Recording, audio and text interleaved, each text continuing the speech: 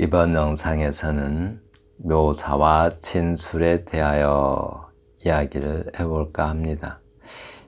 제가 기사를 보고는 2023년 4월 14일 한겨레 20일 무적의 글쓰기라는 기사를 보고 좀 소개를 하고 싶어서 제가 나름대로 묘사와 진술에 대해서 정리를 해봤습니다. 꼭 저랑 한번 같이 이야기를 해보시고요. 꼭 이 기사를 빠짐없이 잘 읽어보시기 바랍니다. 아주 묘사가 뭔지에 대해서 아주 잘 설명됐어요. 그런데 우선 제가 생각하는 그 묘사에 대해서 좀 먼저 경험해 보시는 것도 좋겠어요. 우선 묘사의 사전적 의미를 보면은 어떤 대상이나 사물, 현상 따위를 언어로 서술하거나 그림을 그려서 표현함이라고 나와 있습니다. 이 한자를, 묘사의 한자를 보시면 그릴 묘자에 옮길 사, 그려서 옮긴다 라는 뜻이죠. 그림에서 그려진 것 중에 묘사가 아닌 것이 없듯이 글에서 표현된 것 중에 묘사가 아닌 것은 없죠. 글로 표현되면 다 그것이 묘사입니다. 비슷한 말로는 묘출, 기술, 서술, 표현, 형용 등이 있고요. 그리고 진술이 있습니다. 근데 진술은 따로 다르고요. 묘출은 한자를 보시면 그려서 나타낸다 라는 뜻이고요. 기술은 기록하면서 서술한다 라는 뜻이고요. 서술은 좀 어떤 그 차례 또는 순서 같은 것을 기반으로 해서 설명해 나가는 것을 서술이라고 하죠.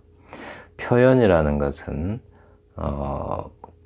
말로 드러내는 것, 뭔가 드러내서 나타내는 것, 보이지 않는 것도 드러내는 것. 그러니까 모든 글이 다 표현이죠. 형용이라는 것은 모양 형자에 얼굴 용자를 썼죠. 즉 생김새나 모양을 나타내듯이 좀 형상화하는 표현을 형용이라고 합니다. 그리고 진술의 한자를 보시면 펼진자에 펼술자, 펼치고 또 펼친다라는 뜻인데 한마디로 말해서 상세히 펼쳐가면서 자세히 말하는 것, 그것을 진술이라고 합니다. 그런데 이거는 사전적 의미고요. 시에서는 묘사와 진술을 좀 구별해서 쓰는 경향이 있는 것 같아요. 그러니까 우선 묘사의 목적을 보시면 글쓴이가 보고 느낀 것을 독자도 보고 느끼게 하는 것이라고 나와 있습니다. 이게 묘사의 목적이죠. 사실은 모든 글의 목적이기도 하죠. 표현이든 기술이든 어떤 모든 글의 목적이 사실은 이런 목적을 가지고 있습니다. 그리고 묘사의 방법을 보시면 제가 묘사를 시에서 말하는 묘사 우선 서술적 묘사와 그리고 해화적 묘사로 나누어 봤습니다. 서술적 묘사는 이것을 흔히 이제 시에서는 진술이라고 하죠. 이렇게 진술이라고 하는데 내용을 직접적으로 전달하는 것을 흔히 진술이라고 해요. 그걸 이제 예를 들어서 그가 화가 났다라고 어떤 모습으로 어떻게 화났는지는 보여주지 않고 화가 났다는 결론만을 딱 전달하는 것.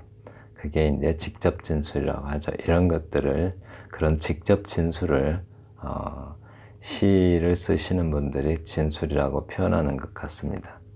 그리고 해화적 진술, 이 해화적 진술을 흔히 묘사라고 하죠. 해화적 묘사를, 해화적 진술도 해화적 묘사죠. 그러니까 해화적 진술 또는 해화적 묘사를 시를 쓰시는 분들은 흔히 묘사라고 해요. 그러니까 그림을 그리듯이 마치 영화를 보듯이 또는 뭐 그림을 보듯이 이렇게 현장감 있게 그런 장면이 떠오르게 표현하는 것, 그런 것들을 묘사라고 합니다. 그래서 이제 어떻게 묘사를 하는가? 예를 들면 그는 화가 났다 이렇게 직접 진술하는 게 아니라 이렇게 그가 화가 났다는 것을 독자가 알 수 있게 또는 독자가 느끼게 하는 것, 이런 것들을 묘사라고 하는 것 합니다. 그는 얼굴을 일그러뜨리며 불끈진 주먹을 부르르 떨었다. 여기에 화가 났다는 표현은 없죠. 그런데 독자가 이 글을 읽으면 아, 그는 화가 났구나 하고 이렇게 느끼게 만드는 것, 이런 것들을 하나의 장면을 보여줌으로써, 글로 표현해서 하나의 장면을 보여줌으로써 그 인물의 감정을 느끼게 하는 것, 즉 화가 난 감정을 느끼게 하는 것, 그것을 묘사라고 합니다. 직접적으로 표현하기보다는 항상 시에서는 비유를 통해서 간접적으로 표현하는 것을 선호합니다. 네, 그리고 묘사를 하려면, 우리가 묘사를 하려고 한다면 어떤 것을 묘사할지 선택을 해야겠죠. 네, 그 기사에서도 선택의 문제가 나와요. 묘사의 선택, 사물이나 상황을 보면 보이는 것도 많고 느끼는 것도 많습니다. 그리고 보고 느낀 것들을 모두 표현하면 그 글 참 주저리 이상해지죠. 그래서 다 표현하는 게 아니라 가장 절실하게 느낀 감정이라면 뭐 기쁨, 슬픔, 설렘, 걱정, 분노, 이런 감정들이 있죠. 이러한 감정들 중에서 핵심적인 것을 선택합니다.